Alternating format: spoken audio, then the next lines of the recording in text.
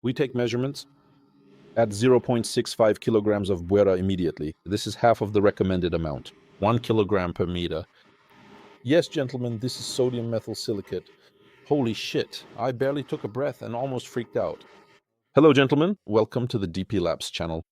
Today we'll be making a corrosion inhibitor for my heating system. We'll be using advice from ChatGPT. What should we mix up to make sure everything works well? In my heating system, which is used for both heating and cooling, I typically use it as the heat carrier. The main fractions come from distilleries containing approximately 89% alcohol, I think, and some other stuff in water, so it ends up being about a 35% solution. The total volume is 1.3 cubic meters. I'll show you everything soon, and because there are aluminum radiators, copper, and steel in the system, we need to make some kind of passivating corrosion inhibitor and balance the acidity, the pH. Right now, the pH is about 6.8, which is a bit too low, and aluminum can get eaten away. We need to bring it up to around 8.5, get it up to that level. Well, let's experiment and see what ChatGPT 5 will advise us, so to speak. We'll put its knowledge to use in the real world. I hope everything doesn't get corroded. All right, shall we get started? So, gentlemen, here's the deal. The point is, we have 2 buffer tanks here. This is the boiler room, and here there are 2 heat pumps installed. Here's one of them, and here's another one just like it. And all of this serves my house, where I live, which is 160 square meters, and the factory building, which is 400 square meters. And from here, the heating for the walkways is also implemented. For this reason, these head fractions are filled in here. Why not propylene glycol? But I often use the main fractions because there are a lot.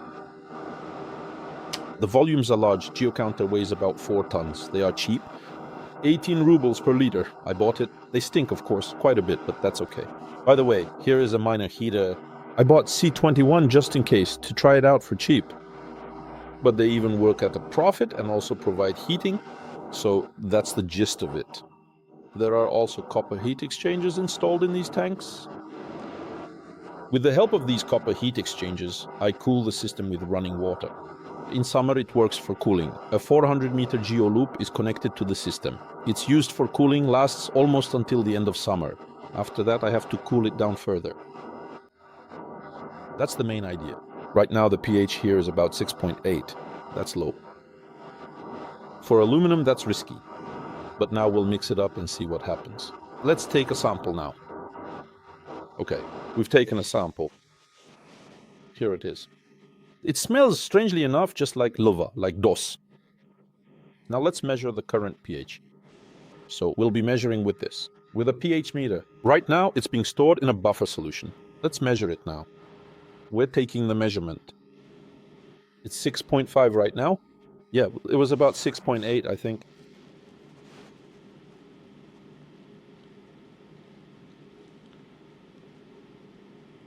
Thermal correction.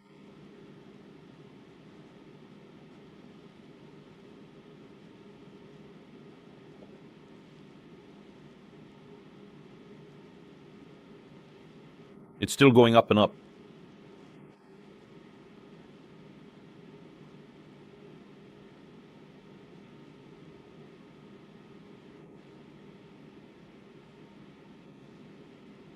So let's call it 7. Basically, we need to raise it to about 8.3. So here's what we've got. The recipe will be as follows. We need sodium tetraborate, also known as borax, sodium metasilicate, and benzotriazole. This is sodium nitrite and also sodium molybdate. Here it is, in short. Now my pH meter will be calibrated. First, we make a borax solution in order to level the mortar first. He dries for half an hour. Borax solution and a little bit sodium silicon dioxide. It dries a little bit. Let's see what kind of pH it will be. And then we'll get started. Let's begin. Here I calibrate with calibration solutions. Everything is happening slowly now.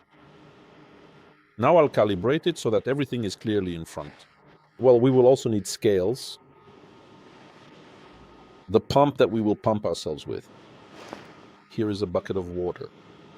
So what is the chat saying to us? And it says the following. Basic lift with buffer borax. Immediately add 0.65 kilograms of borax. That's half the recommended amount. 1 kilogram per cubic meter. That is 6.5 liters of water, a 10% solution. Let it mix for 30 to 60 minutes, then we'll measure the pH. If it's less than 8.2, add more. The guideline is 0.8 to 1.3 kilograms of borax, depending on the alkaline reserve of the water, and 35% alcohol. After that, we'll add in very small doses. 20 grams of methyl silicate each time. Then we'll have inhibitors. We need sodium nitrite, approximately 1.7 kilograms in total sodium molybdate, and about 300 grams of sodium methyl silicate. A total of 234 grams, according to the plan. Keep in mind, part of it can be added during pH adjustment and bring the total up to 250 grams. And 1.3 kilograms of borax, and 13 grams of benzotriazole. There you go. Well, let's see what happens. Yes, ladies and gentlemen, well, this sodium methyl silicate... Damn, I almost choked just inhaling it. It's better to wear a gas mask around this stuff. Seriously, screw this. It's some kind of damn potent stuff. Basically, you need to keep it sealed tight. I spilled a little, took a breath, and almost lost it. So make sure you follow safety precautions. All right, gentlemen, once you've leveled the pH, let's start mixing. All right, 1 kilogram of nitric... What do we have here? Sodium nitrite. So we need a kilogram of this. Yeah, sodium nitrite, and it goes straight to the core. They lied, tricked us. 33. Yeah, that's perfect. Go ahead, pour it in. Sodium, well, you're quite something. Let's dig it out.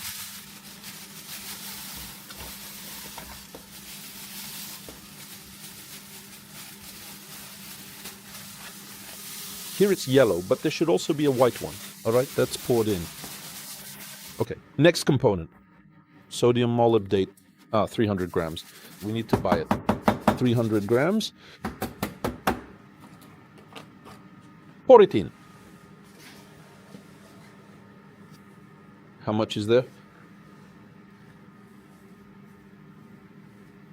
152 times each. Are you sure? Why did they write half a kilo? I didn't get it at all. Well, here it's 220. I'm watching now at this moment. Yes? And how much is written here? What a lie. 0.5 kilograms in total. They lied about 0.5 kilograms. Everything is fine. Come on, take another one. There's one just like it over there. Yeah. And this is with the can now. There are 220. Oh, good. Give me the second one. Cheaters. Can you imagine? They write 0.5 kilograms on this one. And there's another one just like it over there. There. It says that it's 0.5 kilograms. Well, let's see. 0.5 kilograms. Yeah, go ahead and put it on if you want to. And it feels light to the touch. Well, yeah. Why is it so strange? What kind of scam is this? Are you sure yours are accurate? Well, of course, the phone weighs about... Approximately 130 grams of total weight. Maybe your scale is set to ×2. We fooled ourselves. There was a cloth under the scale. Just like at the markets, it showed half the weight. Everything's fine. Here we have 500. For benzotriazole, 150 grams. Let's pour it in now. That should be enough for this. Well,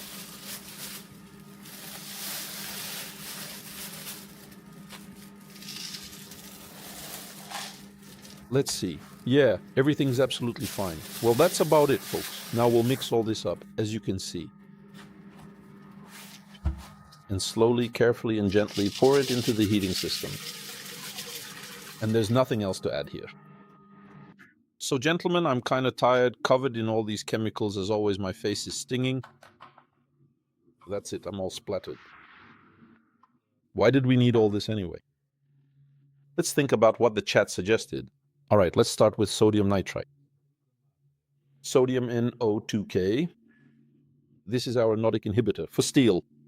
It quickly passivates carbon in plain steel and cast iron, reducing the overall corrosion background. How does it work? It oxidizes iron surfaces with a thin film of iron oxides and hydroxides. So here's the thing. In short, it's effective at a pH of 7.8. pH. We've raised it. All right, moving on. Sodium molybdate, anodic inhibitor, nitrite synergist. Why? It stabilizes passivation, works at higher. It works at lower doses than nitrite and lasts longer. Its action in the presence of oxygen forms passive iron oxide complexes. When paired with nitrite, it adds synergy. In short, it's excellent. And it's less aggressive towards copper than nitrite alone. So sodium tetraborate, also known as borax, buffer alkalinity reserve, creates and maintains an alkaline barrier, helps to level out PR, stabilizes the work of enamel nitrite. How does it work? Boron-Barati buffer. So in short, it shifts a little somewhere. Here. Alcohol. Okay, that's clear, that's clear. In short, boron is needed. Benzotriazole, an inhibitor for copper and brass. It helps to protect heat exchangers, fittings, and pump parts made of copper brass, such as fittings, from corrosion and tarnishing. How does it work? Forms a strong film with copper, significantly reduces mixed corrosion currents. That's how it is. Okay. Sodium metasilicate. Nasty stuff. I almost spat it out, damn it. Good thing I put on a gas mask afterwards, so if anyone's going to mix this stuff, be careful. In short, protective silicate polyfilms. Basically, it adds. With mild alkalinity, it can form all the silicate protective layers, such as those found on steel and aluminum, in various applications. How does it work? How is it strengthened? MOD3 polymerizes on the metal, forming a thin silicate barrier. pH corrector. Baking soda, right? I forgot to mention, we added 200 grams. It provides a buffer. And we added it to raise the pH, sodium hydroxide, but very slowly at a gradual pace, about 100 grams. Yes, I ended up adding 150 grams. So that's how it is. Let's see how it works. Otherwise, in this alcohol solution, the brass fittings start to corrode a bit, especially the cheap ones with a lot of zinc. I don't know. Maybe in the future, I just shouldn't bother with all this. But everything's already filled in here. And to take propylene glycol, it's completely non-toxic. And it actually comes with a ready-made corrosion inhibitor. Yes, you just add it. Maybe that's better because now I reek of this stuff. But of course, there's a huge advantage here. If glycol leaks, it leaves greasy stains and messes everything up. But with this alcohol solution, it just dries up. No stains, no smell. Maybe that's a plus too, although I've been working with it for a long time. And this alcohol mixture has a lower kinematic viscosity, so it puts less strain on the pumps. Basically, it's fine. I don't think so. If it leaks, it's not such a big deal. The only downside is actually this. As a matter of fact, I had flow meters installed on the manifold system. They were made of acrylic, and they cracked from the alcohol. That's how it is. I don't know if it was worth it or not. Anyway, it turned out a bit chaotic. Maybe someone will find it useful. So subscribe to the channel, give it a like. All the best. Bye.